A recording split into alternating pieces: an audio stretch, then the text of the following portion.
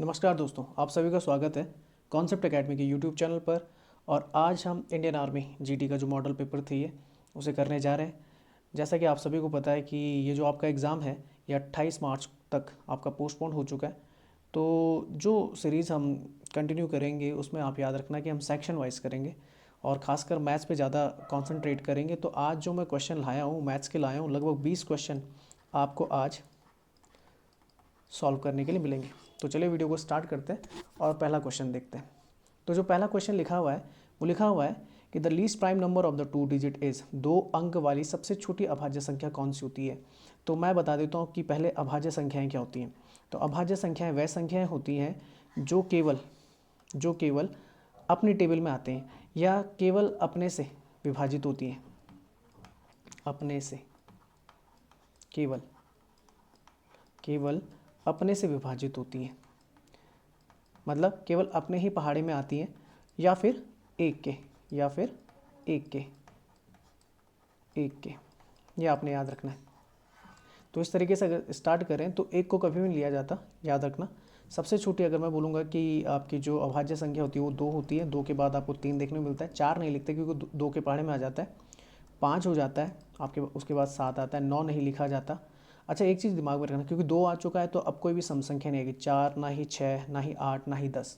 अब जितनी भी आएंगी विषम संख्याएं आएंगी। और विषम संख्याओं में भी ध्यान देना है कि वो किसी के पहाड़े में ना आए, उसके अलावा वो सिर्फ अपने पहाड़े में आनी चाहिए। तो 7 के बाद जैसे 9 है तो 9 3 के पहाड़े में आ जाता है, उससे नहीं लिया जाता। उसके बाद आपको देखने को मिलता है 11, उसके बाद 13, उसके बाद आपको 17 देखने को मिलता है। इस तरीके से आपका आगे बढ़ता है।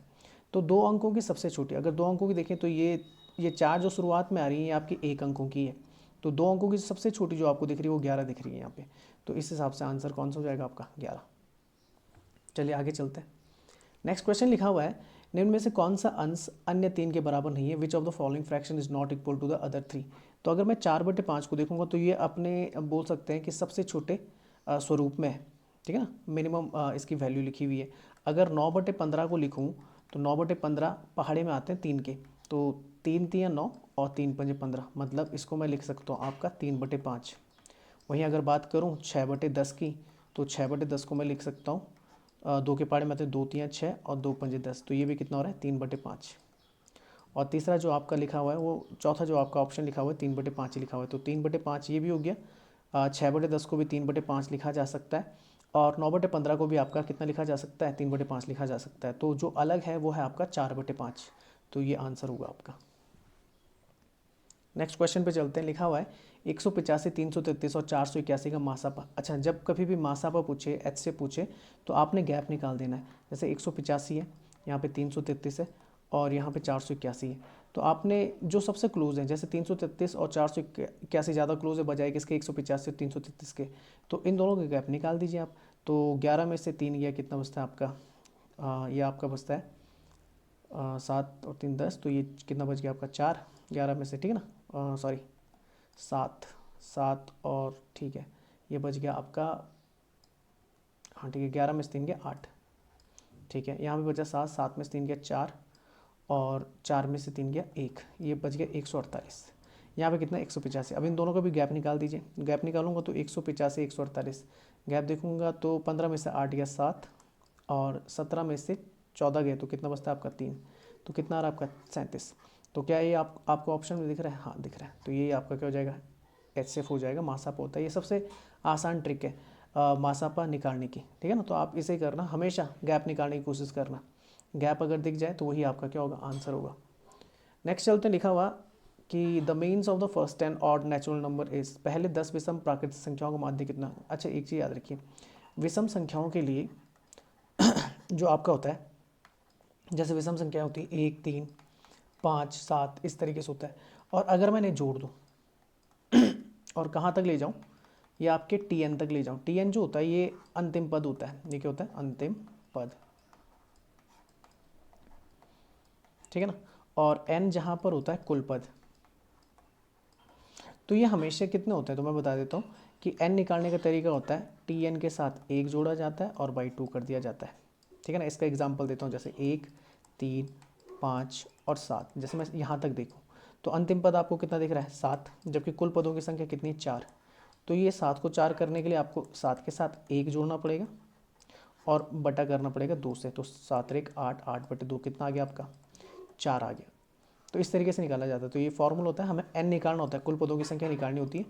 तो ये थोड़ा दिमाग में रखना आप, इस तरीके से निकाला जाता है। और फिर एक फार्मूला होता है आपका, ये निकल गया, और फिर आपको योग निकालने का फार्मूला होता है। तो योग निकालने का आपको फार्मूला हो जाता है n²। ये फार्मूला होता है विषम संख्याओं के केस में। वहीं अगर बात की जाएगी बेटा उनका माध्य निकालने के लिए, तो आप माध्य किस तरीके से निकालना, n² है ना, n² है, ये योग है। और बेटे क्या होता है, जैसे औसत बराबर होता है आपका क्या, औसत बराबर होता है आपका योग बटे सभी जितनी भी ऑब्जर्वेशन होती हैं उनका योग, ठीक है ना, जितने भी आपके बोल सकते हैं गणनाएं होती हैं उनका योग करते हैं, और बटे संख्या होती है कि कुल कितनी गणनाएं हैं, तो ये संख्या लिख देते हैं कुल। तो उसी तरीके से देखो, अगर माध्य निकालेंगे तो n² है, और कुल कितने पद है तो n है। तो हमेशा जब माध्य निकाला जाता है तो n से एक n कट जाता है, ये n होता है हमेशा। अब क्योंकि इस क्वेश्चन में अगर आप देखेंगे तो इसमें पहले से दे रखा है कि आपकी 10 विषम प्राकृतिक संख्या है पहले की, तो 10 मतलब कि पहले से दे रखा है कि वो 10 है। अब मैंने आपको बोला कि अगर माध्य निकाला जाएगा तो विषम संख्याओं को जो माध्य होता है वो कितना होता है आपका n होता है, कितना होता है n होता है। तो n मतलब कितना है 10, तो ये आंसर बन जाएगा आपका 10, ठीक है ना। इसी तरीके से आपका अगर मैं बात करूँ तो इसी तरीके से आपका सम का भी निकल जाता है। सम का जो होता है वो होता है आपका n+1, बस ये होता है माध्य का। अगर मैं किसकी बात करूँ, योग की बात करूँ, तो होता है n+1। इस तरीके से आप निकाल सकते हैं सम का भी और विषम का भी। चलिए नेक्स्ट चलते हैं। नेक्स्ट क्वेश्चन लिखा हुआ है कि 1 घंटे और 1 दिन का अनुपात, ठीक है। तो 1 घंटे और 1 दिन, ठीक है। तो 1 घंटे में 1 ही घंटा होता है और 1 दिन में आपके 24 घंटे होते हैं। तो इस तरीके से अनुपात निकाला जाता है, एक ही यूनिट बनाना पड़ता है, एक ही मात्रक में निकालना होता है। तो 1 घंटे और 1 घंटे में 24 दिन होते हैं, तो आंसर बन जाएगा आपका कौन सा, ये वाला। नेक्स्ट लिखा है 5% किसका 200 का। तो 5% अगर मैं निकालूँ किसका 200 का, तो इंटू कर लूँगा, और 5% हटा बटे में 100, और गुणा कितना हो जाएगा 200। तो 2 जीरो से 2 जीरो कट गई, आंसर आ गया आपका कितना 10। ये होता है आपका 200 का 5%, ठीक है। नेक्स्ट चलते हैं। नेक्स्ट लिखा हुआ है एक आदमी एक खिलौना 100 रुपये में खरीदता है, ठीक है। तो क्रय मूल्य कितना हो गया आपका, क्रय मूल्य हो गया आपका 100, और बेच कितने में देता है, तो विक्रय मूल्य कितना हो गया आपका, ये हो गया आपका 150, ठीक है। अगर मैं लाभ की बात करूं तो लाभ कितना हो जाएगा, विक्रय मूल्य में से आपका क्रय मूल्य घटा देते हैं तो कितना आ गया 50। तो मुझे 50 रुपये का लाभ है। अब बताइए 50 रुपये का लाभ किस पे होता है, लाभ हमेशा क्रय मूल्य पर होता है। तो 50 रुपये का लाभ है क्रय मूल्य पर 100 रुपये, और इसे परसेंटेज में निकालना है तो इंटू 100%, ठीक है ना। तो 100 से 100 कट जाएगा, ये आ जाएगा आपका 50% आंसर। अच्छा नेक्स्ट क्वेश्चन लिखा हुआ है कि सालाना 10% साधारण ब्याज पर 7,000 रुपये पर 4 महीने के लिए ब्याज कितना होगा। अब यहाँ पे देखिए ये 4 महीना है और ये सालाना 10% है। या तो आप इसे महीने के हिसाब से बांट दो, या तो इसे साल में बदल दो। तो 4 महीने को अगर मैं बदलूँगा साल में, तो मुझे कुछ नहीं करना, मुझे 12 से भाग दे देना है। क्यों कर देना है ऐसा, क्योंकि एक साल में आपका कितना होता है, एक साल में आपके होते हैं 12 महीने, ठीक है ना। कितने होते हैं 12 महीने, और एक महीने में आपका कितना हो जाएगा, फिर एक महीने में आपका हो जाएगा 1/12 साल, ठीक है ना, 1/12 साल, ये आप लिख सकते हैं। तो 4 महीने में कितना हो जाएगा, 4 महीने में हो जाएगा आपका 4 की गुणा इधर करना 4/12। तो कुछ नहीं करना होता, जब आपको देखो साल को महीनों में बदलना होता है तो गुणा 12 करते हैं, और अगर उल्टा करना है महीने को साल में बदलना है तो आप क्या कर देना, बटे 12 कर देना। तो आपका 4/12 ये आ जाएगा आपका, साल में बदल गया आपका क्या टाइम पीरियड। तो 4 एकम 4, 4 तिया 12, तो ये हो गया आपका टाइम पीरियड। अब बस फॉर्मूला लगा देना है। तो आपका क्या होता है, जो आपका क्या होता है SI होता है, जो आपका सिंपल इंटरेस्ट होता है, उसका फॉर्मूला होता है SI = PRT/100, ठीक है ना। जहाँ पे P क्या होता है प्रिंसिपल मूलधन, R रेट होता है मतलब दर, और T क्या होता है समय होता है। तो ये देख लेते हैं P की वैल्यू कितनी दे रखी है। तो P की वैल्यू दे रखी है आपकी 7,000। R की वैल्यू कितनी दे रखी है, R की वैल्यू दे रखी है आपकी, R की वैल्यू दे रखी है 10, और समय दे रखा है आपका 1/3 और गुणा 100। तो ये 0 से 2 जीरो काट देते हैं, और 700/3 ये कितना हो गया आपका 700/3, और 700/3 को यहाँ पर लिख देता हूँ मैं 700/3। तो हो जाता है 3 दूनी 6, 1 10, 3 तिया 9, 1 10, 3 तिया 9, और इतना आ जाएगा आपका आंसर, ठीक है। नेक्स्ट क्वेश्चन पे चलते हैं। नेक्स्ट क्वेश्चन क्या आपका लिखा हुआ है the area of the rectangle, जो बोल रखा है कि आयत का क्षेत्रफल, ठीक है, आयत का क्षेत्रफल, ये आयत बना देता हूँ, आयत की ये लंबाई हो गई, ये आपकी चौड़ाई हो गई, और क्षेत्रफल होता है लंबाई गुणा चौड़ाई। तो ये दे रखा है बच्चों, ये दे रखा है आपका कितना 225, ठीक है, और ये हमेशा सेंटीमीटर स्क्वायर में होता है, याद रखना, कौन सा क्षेत्रफल, ठीक है ना। अच्छा, फिर बोल रहा है कि लंबाई दे रखी है आपकी 17 और मुझे चौड़ाई निकालनी है। तो अगर मैं ये निकालूंगा तो 225, ठीक है ना, और चौड़ाई जो निकल जाएगी वो निकल जाएगी आपकी कितनी 225/17। तो भाग देते हैं, 17 एकम 17, और कितना बच जाएगा आपका 5, 55, 17 तिया 51, और ये दिख रहा है आपको 13 आ गया, 13 दशमलव समथिंग, तो इतना आंसर आपका हो जाएगा। चलिए, ये हो गया आपका आंसर। नेक्स्ट चलते हैं, नेक्स्ट क्वेश्चन क्या लिखा हुआ है।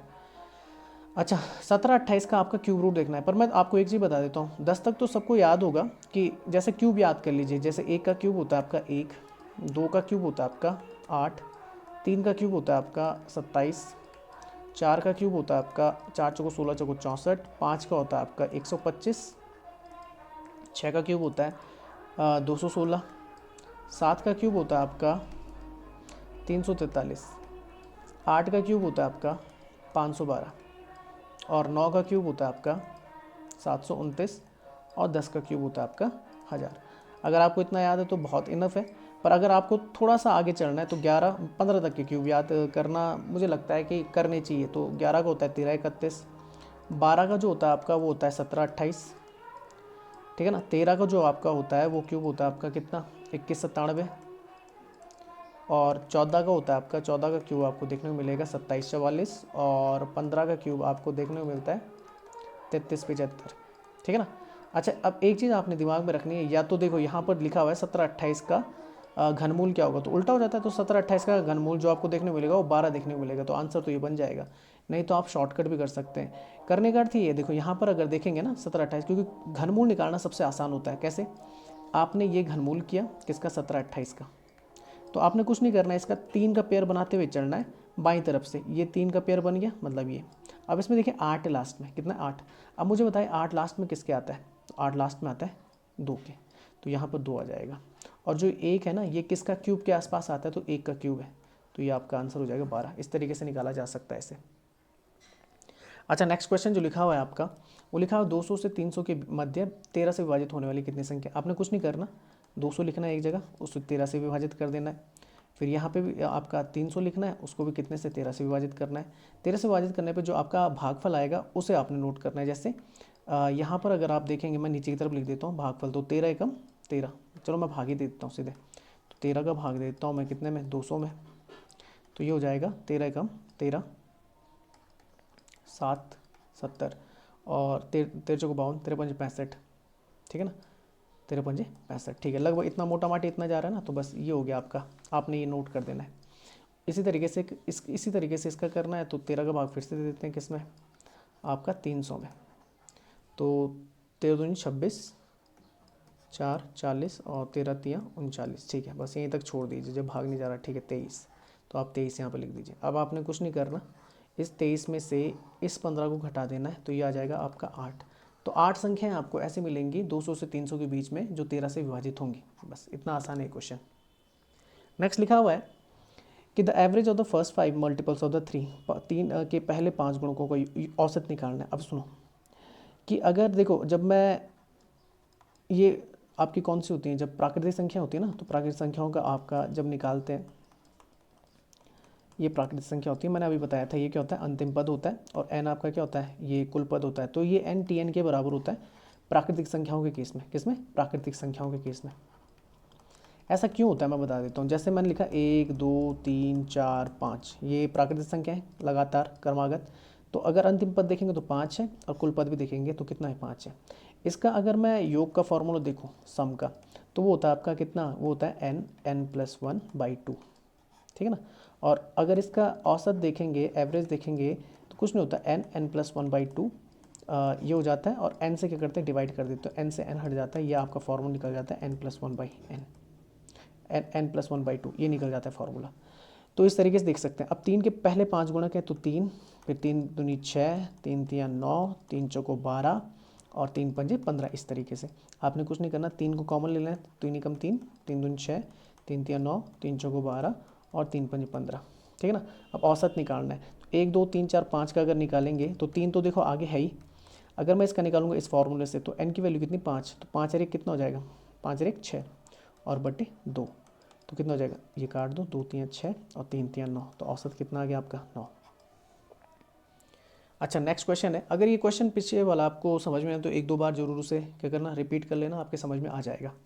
अब क्वेश्चन है, एक विक्रेता ने किसी किताब को 20 नकल, किसी किताब की 20 नकल 89 रुपये में खरीदी। 20 नकल कितने रुपए में, 89 रुपये में, ठीक है। तो एक नकल कितने में खरीदेगा भाई, तो ये खरीदेगा 89 बट्टे 20 रुपये में, और वहाँ पूछ रहा है कितनी, 36 नकल पूछ रहा है, तो 36 नकल तो 89 बट्टे 20 और गुणा 36 हो जाएगा, इतने रुपये में खरीद लेगा। तो 89 की 36 के साथ अगर आप इंटू करेंगे तो 89 की 36 के साथ इंटू करने पे आपको मिलेगा 3204 और बटे 20 है, ठीक है ना। और जब भाग देंगे तो ये आपका आ जाएगा 160.2, तो ये आंसर है आपका, आप सॉल्व कर देना खुद ही से। अच्छा नेक्स्ट क्वेश्चन लिखा हुआ है 8 27 64 125 216 और 343। अब ये देख रहे हैं आप, ये क्या है, क्यूब है, मैंने अभी बताया था, ये 2 का है, ये 3 का है, ये 4, ये 5, ये 6 और ये 7 का, तो आगे आएगा कौन सा, 8 का क्यूब। 8 का क्यूब होता है 512, तो ये आंसर होगा आपका। नेक्स्ट लिखा हुआ है कि मुझे क्या निकालना है, रूट निकालना है किसका, तो रूट निकालने का ये होता है तरीका 36 96 और 64, दो दो का पेयर बनाते हैं, 6 6 का 36। तो देखो यहीं पर ही आपका सॉल्व हो गया, क्योंकि एक ही जगह आपको 6 दिख रहा है, आंसर से ये मार सकते हैं। पर आगे अगर मान लो कि 6 में होते सारे आगे वाले तो किस तरीके से करते, तो 6 जगह 36। अब देखो करते क्या है कि ये 96 उतर जाएगा, पेयरिंग में उतरता है, यहाँ पर जितना लिखा हो उतना ही लिख देते हैं, 6 6 12। अब यहाँ पर कुछ रखना है, यहाँ पर कुछ रखना है, यहाँ पर वही चीज़ रखनी है और इतना आना चाहिए, तो ये पॉसिबल नहीं है, क्योंकि अगर आप देखेंगे 12 है, अगर मैं यहाँ पे 1 भी रखूँगा ना तो ये 121 हो जाएगा, 1 से भी इंटू करूँगा तो वो 96 से बड़ा है। तो इसके लिए क्या करना होता है हमें, कि हमें 1 जीरो यहाँ पर उतारना होता है, 1 जीरो यहाँ पर उतारना होता है, उससे हमें परमिशन मिल जाती है आगे को उतारने के लिए। 64 उतर गया, अब आप कर सकते हैं आगे। तो अगर मैं यहाँ पे देखो 8 के इंटू करूँ, यहाँ पे 8 रखूँ, तो 8 अट्ठे 64 हो गया और 12 अट्ठे 96 हो गया, ये आपका सॉल्व हो गया 608। अच्छा प्राकृतिक संख्या कहाँ से शुरू होती है, तो प्राकृतिक संख्या हमेशा 1 से शुरू होती है, 0 से हमेशा आपकी पूर्ण संख्याएं होती हैं स्टार्ट, ठीक है ना। ये पूर्ण संख्या यहाँ से 0 से स्टार्ट होती है, ठीक है ना। प्लस माइनस में जो चलती हैं वो पूर्णांक चलती हैं, क्या चलती हैं, पूर्णांक आपके प्लस माइनस में चलते हैं, ये आपने याद रखना है। अच्छा नेक्स्ट लिखा हुआ है, एक वृत्त की परिधि 88 मीटर है, इसकी त्रिज्या कितनी होगी। अब देखो वृत्त की परिधि होती है 2 पाई r, ये 88 दे रखा है, तो 2 पाई की वैल्यू 22/7 r 88, r की वैल्यू निकालेंगे तो 88 गुणा 7/2 गुणा 22 ही हो जाएगा, तो 22 चौको 88, 2 दूनी 4 और 7 दूनी 14। पर मैं एक तरीका बता देता हूँ, इस तरीके से आप निकाल सकते हैं, आंसर हो जाएगा ये। पर याद रखना कभी भी अगर देखो, अगर आपकी त्रिज्या अगर 7 दे रखी है तो हमेशा परिधि जो होती है वो हमेशा कितनी हो जाती है, ये थोड़ा दिमाग में रखना कि 44 हो जाती है, 7 44, और हमेशा जो आपका जो क्षेत्रफल होता है वो कितना हो जाता है, 154 हो जाता है। अगर आप ये 3 चीज़ें याद कर लें कि, और ज़्यादातर क्वेश्चन आपसे यही पूछे जाते हैं, 7 के फेर में पूछे जाते हैं, क्योंकि 22/7 से 7 को हटाना होता है। तो अगर त्रिज्या का भी 7 है तो हमेशा उसका परिधि कितना होगा 44, और उसकी जो क्षेत्रफल होगी वो कितनी होगी 154 होगी। अब देखो यहाँ पर दे क्या रखा है कि परिधि दे रखी है कितनी 88, मतलब जो 44 है वो 88 है, मतलब कितनी दुगनी है। अब त्रिज्या पूछा हुआ है तो त्रिज्या भी कितनी हो जाएगी, दोगुनी हो जाएगी। ये सबसे आसान तरीका, 7 दूनी 14, देखो सीधे 14 पे आ जाओगे आप, तो ये आपका आंसर हो जाएगा। अच्छा नेक्स्ट क्वेश्चन लिखा हुआ है कि स्मॉलेस्ट प्राइम नंबर, अभी मैंने सबसे पहले शुरुआत में शायद से बताया था कि सबसे छोटी जो अभाज्य संख्या होती है 2, ठीक है ना, तो ये आंसर हो जाएगा आपका। नेक्स्ट क्वेश्चन लिखा हुआ है 65 ग्राम में कितने किलोग्राम होते हैं। अब देखो 1 किलोग्राम में आपका 1000 ग्राम होते हैं, मुझे पलटना है तो मुझे 1 ग्राम में कितना मिल जाएगा, 1 ग्राम में मिल जाएगा 1/1000 किलोग्राम, और मुझे कितने का निकालना है, 65 ग्राम का निकालना है, मतलब 65 निकालना, तो यहाँ पे 65/1000 हो जाएगा, ठीक है ना। अब कई लोगों के यहाँ पे समझ में नहीं आता कि दशमलव में फंस जाते हैं, तो आपने कुछ नहीं करना, नीचे कितनी संख्याएं दिख रही हैं आपको, 4, ये 4 अंक दिख रहे हैं, यहाँ पे 4 करते हैं, तो इस तरफ तो 0 मत लगाना, ऐसा मत कर देना यहाँ की तरफ, क्योंकि वो 650 हो जाएगा और 65 हो जाएगा, तो वो 65 के बराबर नहीं होता। तो आपने यहाँ पे क्या करना है, इस तरफ 0 मारते हैं, तो 4 ही हो गए, 4 नीचे हो गए। अब क्या करना है, जैसे आप यहाँ से 3 जीरो हटाओगे, 3 संख्या पहले दशमलव आ जाएगा, तो दशमलव यहाँ पे आ जाएगा, ठीक है ना। तो आंसर बनेगा आपका 0.065, ये kg होता है इतना। आंसर बनेगा ये वाला। लास्ट क्वेश्चन देख लेते हैं। 15 पैसे को रुपए में कितना लिखा जाता है, तो आपको पता होगा इतना, क्योंकि 1 रुपये में कितना होता है आपका 100 पैसे होते हैं, और 1 पैसे में आपका कितना होता है 1/100 रुपये होता है। अब मुझे कितने में निकालना है, 15 पैसे में निकालना है, तो हो जाएगा आपका 15/100। अभी मैंने बोला था बराबर करने 3 है ना नीचे, यहाँ पे 0 मार दो, तो 2 जीरो हटेंगी तो 0.2 संख्या पहले आ जाएगा यहाँ पर, तो आंसर कितना हो जाएगा 0.15 रुपये। ठीक है ना। तो आशा करता हूँ कि आपको ये वीडियो पसंद आई हो, और अगर आप नए हैं और आपने कॉन्सेप्ट एकेडमी का चैनल ज्वाइन नहीं किया तो आप इसे ज्वाइन कर सकते हैं। यूट्यूब चैनल है हमारा, और इसका लिंक मैं आपको शेयर कर दूंगा। और आप हमें टेलीग्राम पे भी फॉलो कर सकते हैं, आप हमें फेसबुक पर भी फॉलो कर सकते हैं, कॉन्सेप्ट एकेडमी के नाम से हमारा पेज है, और आप हमें इंस्टाग्राम पर भी फॉलो कर सकते हैं। तो आज की वीडियो यहीं पर रखते हैं, मिलते हैं फिर कल की वीडियो के साथ, तब तक के लिए धन्यवाद।